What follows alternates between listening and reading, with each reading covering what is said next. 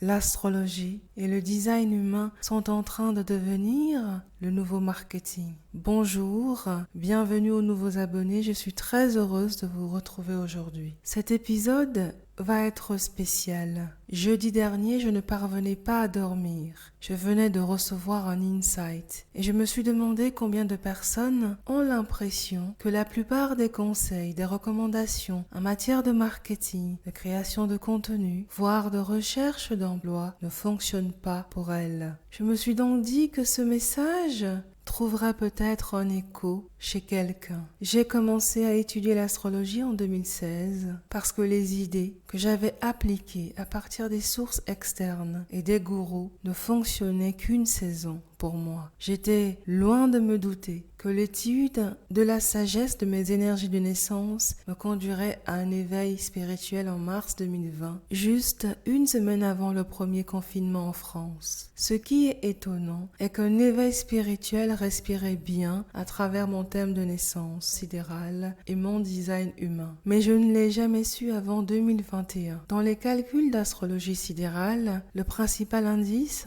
d'un éveil planifié est tout ce que vous trouverez dans les axes Lion-Verseau, les nœuds lunaires, les planètes, la lune noire et Chiron. Vous pouvez également considérer les axes Taureau-Scorpion, tout simplement parce que ces quatre signes que sont le Taureau, le Scorpion, le Lion et le Verseau portent les énergies de l'éveil et du chamanisme. Et dans le design humain, il s'agit principalement du canal 10-20 de l'éveil. La beauté de l'astrologie est qu'elle vous montre où et comment devenir le vaisseau de chaque signe énergétique et de chaque planète énergétique. L'astrologie montre quels archétypes ont été intégrés dans votre expérience de vie, de manière à ce que leur libération réveille vos dons uniques. Pourquoi l'astrologie est importante? Il se peut que vous soyez en train d'expérimenter sans succès ce que disent les gourous du marketing. Mais si vous saviez que le mythe d'Icare chuchotait dans votre thème natal, vous apprendriez rapidement que l'échec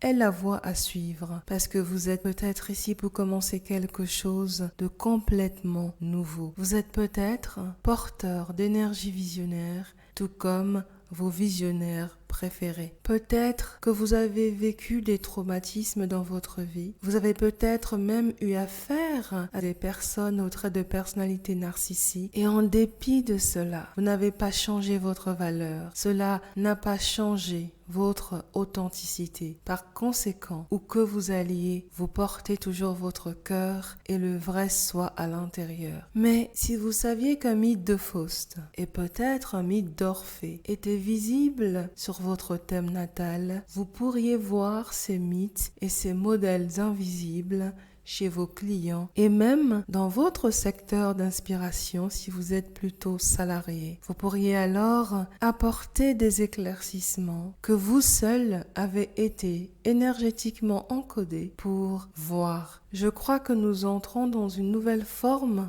de marketing, le marketing du vrai soi. Lorsque j'ai commencé à étudier et apprendre le design humain en 2021, je ne l'ai pas pris au sérieux. J'ai écouté l'évangile des gourous du design humain et leur triptyque énergie, stratégie, autorité. Puis je me suis posé la question, si 50 à 70% des gens, ici les générateurs ou les personnes ayant le plexus solaire défini, reçoivent la même chose, la même information, en quoi cela sert leur individuation? Après, je me suis souvenu que les choses qui fonctionnaient pour moi étaient dues au fait que je partais du futur et je travaillais à rebours. Quand j'ai exploré les variables dans le design humain en 2023, j'ai eu un déclic. Puis, en étudiant en même temps mes clés génétiques, mes portes et canaux, j'ai commencé à me sentir plus légère. J'ai investi beaucoup de temps, c'est vrai, à lire des livres, des articles sur le design humain et à suivre des cours et des masterclass. Mais à chaque fois, il me manquait quelque chose. Une vision globale, latérale, structurée. À force d'essayer de comprendre, j'ai réalisé que le fait d'être générateur manifesteur et d'attendre avant de répondre ne représente que 5% de ce que je suis. Même si 90% des personnes qui m'intéressent m'inspirent et que j'ai souvent instinctivement écouté, apprécié sont des générateurs et des générateurs manifesteurs. J'ai même remarqué par exemple que l'autorité intérieure est plus importante que la stratégie. J'ai remarqué une façon bien plus efficace de présenter les clés génétiques avec la roue du zodiaque. Voici un exemple encore plus concret. Il y a quelques mois de cela, je suivais une formation sur le marketing ou la création de contenu. Et à la fin du cours, j'ai réalisé que je ne pouvais pas utiliser l'approche du créateur. J'avais l'intuition que ce qu'il proposait convient aux personnes qui ont les centres de la tête, de l'ajna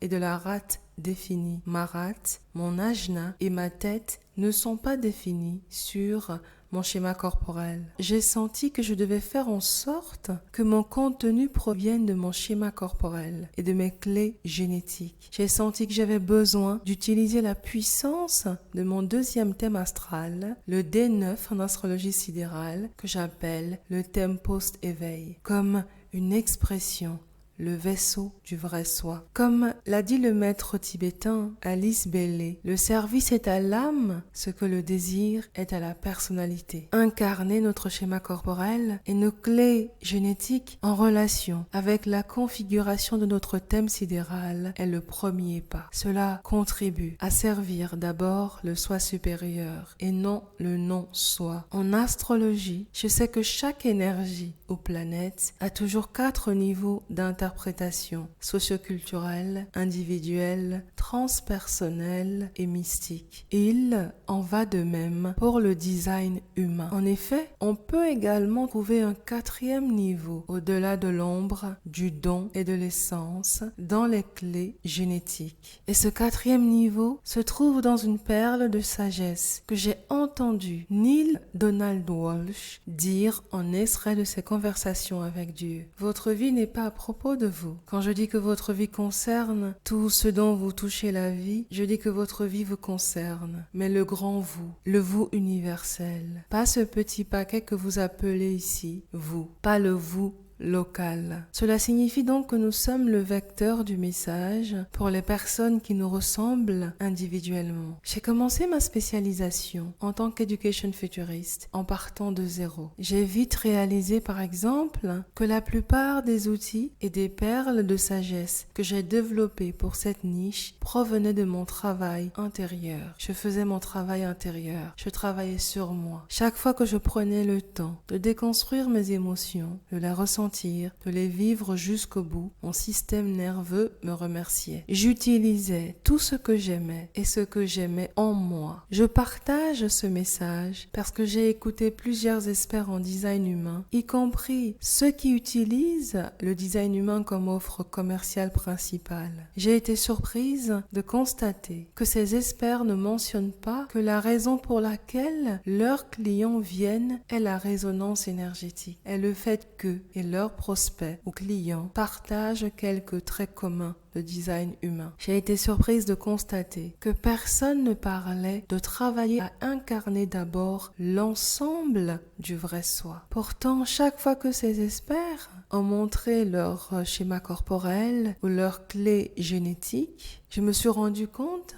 que j'avais 2, 3, voire 5 portes communes avec certains, une ligne de profil avec d'autres, 2 à 4 clés génétique, alors que 3 de ces experts, par exemple, étaient des projecteurs. Dans le cadre du design humain, nous n'aurons jamais 11 clés génétiques similaires. Certaines personnes, par exemple, n'ont que 3 canaux, d'autres en ont 6. Et en raison de ce que j'ai appris, étudié et découvert en design humain, je sais par exemple que je ne peux donner le meilleur de moi qu'aux générateurs manifesteurs. Et encore, pas tous. Je ne peux donner le meilleur de moi qu'aux générateurs manifesteurs qui ont pour autorité intérieure le plexus solaire, même si je partage le même sacral défini que les générateurs. Je vais être encore plus spécifique. Si ces générateurs manifesteurs émotionnels n'ont pas l'ajna, la tête et ou la rate ouvert, je ne pourrai pas leur donner le meilleur de moi. C'est là où j'ai eu le plus de mal jusqu'à ce que j'explore ces 3 centres comme si ma vie en dépendait. Donc imaginez maintenant quand vous connaissez véritablement votre vrai self et commencez à l'incarner l'incarner, donc à le vibrer. Cela va être tôt ou tard la raison pour laquelle les gens vous écoutent